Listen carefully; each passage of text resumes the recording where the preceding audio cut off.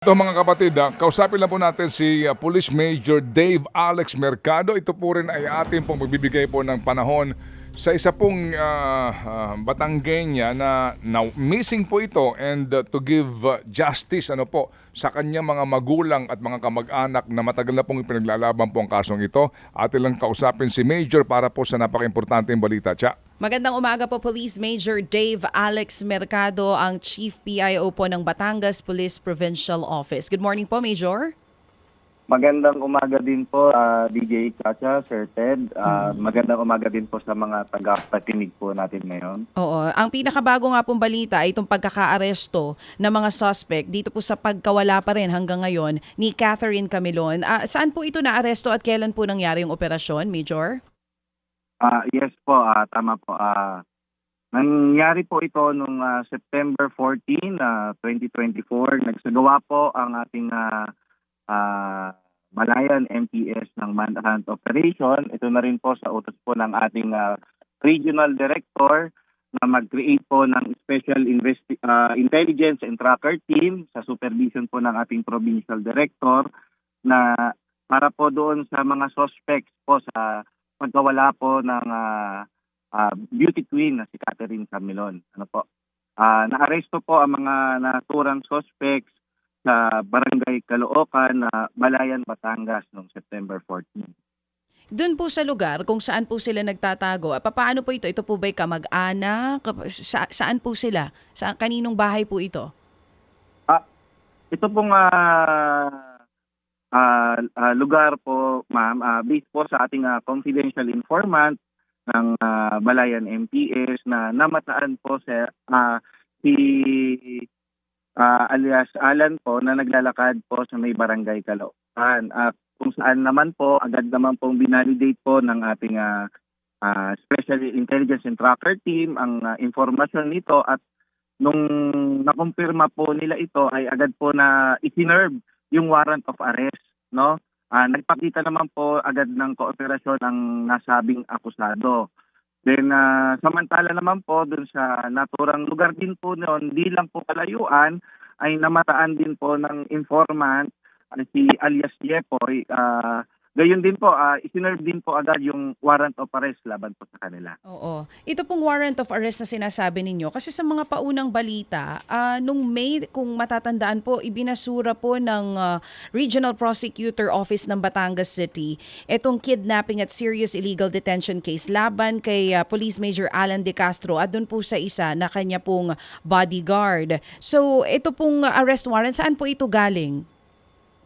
Yes po, nag-file po kasi ang kampo po ng ni Catherine Camilon ng motion for reconsideration. At kung saan po nag-grant naman po ito. Ngayon po ay on September 4 naglabas po ng warrant of arrest para po sa mga nasabing akusado po. So ito pong dalawa na si Major Alan De Castro at yung kanya pong bodyguard, nasa kustodiyan nyo na po sila ngayon? Nasa custodial facility po ngayon, ma'am, ng Balayan MPS. Opo. Sir, kailan niyo po sila ihaharap sa husgado?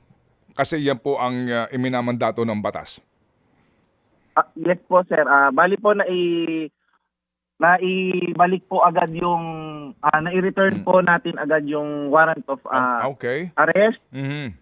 noong September 15. Mhm. Agad-agad po na i-return po ng September 16, sorry Okay, po, opo. na-i-return po. Opo. Ngayon po, inintay po natin yung first trial po para po maiharap po sila sa husgado po. Ayun, opo. Sige po. So sir, meron na ho bang anumang informasyon o palatandaan na magkaroon na po ng informasyon para mahanap kung nasaan itong si Camilon or sad to say kung sakasakali po ang kanyang mga labi? Hopefully, sir, sa pakikipag-cooperate po ng ating mga nasabing akusado ay magkaroon po ng linaw itong sitwasyon po ni Miss Catherine Camilon po, sir. Opo. Sige po. Si Jeffrey Magpantay, magkahiwalay sila ngayon ng kanila pong detention center. Bali sir, same custodial facility po sir sila ngayon. Aha. Nasa Balayan custodial facility po sir sila. Mhm. Hindi ba dumaan si Jeffrey Magpantay ng ng panibago pong custodial investigation? Hello sir. Opo, walang panibagong ginawa po na investigasyon kay Jeffrey Magpantay pagtatanong? Yun po sir ay ongoing din po yung Okay.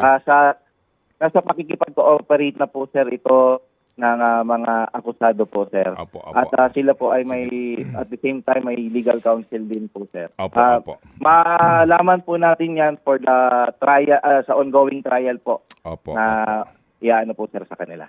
Opo, sige, sa kanila pong pagharap na sa husgado. O sige po, Yes, po. wala itong piyansa, no, sir? Yes sir, no bail recommended as per warrant of arrest po sir. Opo, sige. Salamat po, Police Major Dave Alex Mercado, sa inyo pong informasyon ibinahagi po sa aming programa. Thank you, sir.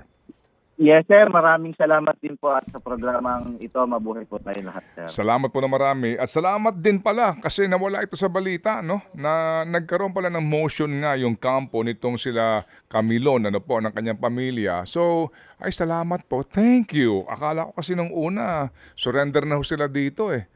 Yung nga po, no, nagkaroon po ng motion for reconsideration at ito po mga kapatid ay pinagbigyan din po ng prosecutor at naihain nga yung kaso sa husgado kaya naglabas po ng mandamiento de arresto at ito po nahuli na itong dalawang sinasabi na magkasabwat umano sa pagkawala nitong Batanggenyang ito. Sana nga po makamtan po ng pamilya Camilo ng hustisya dito po sa kasong ito. Ted Filon at DJ Chacha. Ngayon, nasa Radyo 5, 92.3 News FM. Monday to Friday, 6 to 10 a.m.